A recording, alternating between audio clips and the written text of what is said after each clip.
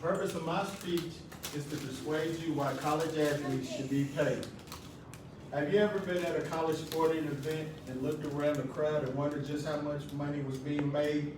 Well, let me tell you, the athletes that are out there playing are not receiving any money. Every year, the NCAA generates $11 billion across college athletics, according to Dave Anderson. The athletes do not receive any money that they generate. The universities, the NCAA, the businesses, and corporations all receive money generated by the athletes. The athletes are left to figure out how to live with little to no money throughout their college careers. Now let's talk about 4 key points. Let's start off with the athlete. The athlete works 40 to 60 hours a week with no pay.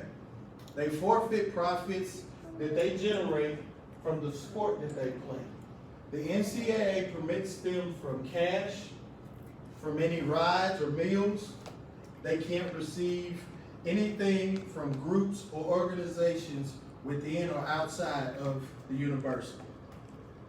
Next, we're going to talk about the 3 entities that receive money off of what the athlete does. We're going to start with the NCAA. They generate $11 billion a year off of college sports.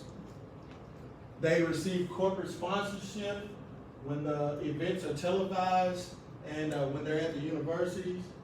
They also receive money from advertising when they're on television.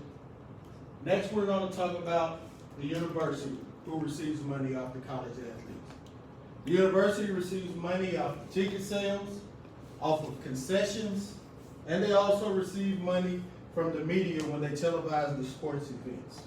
They also receive money from businesses who sell their apparel in the stores. And lastly, we're going to talk about the businesses and corporations who receive money based off of the college athletes. The advertising, they're able to advertise their products and services on television to 2 to 3 million people who are viewing. They also use the popularity of the college athletes to sell their shirts and jerseys and etc. In conclusion, athletes generate huge amounts of revenue.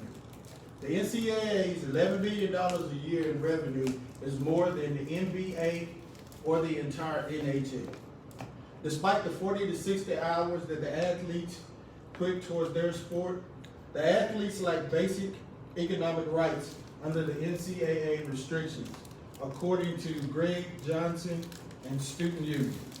So the next time you're at a college athletic event and you're wondering who should get paid, the money that the athlete is generating is the money that they should be receiving.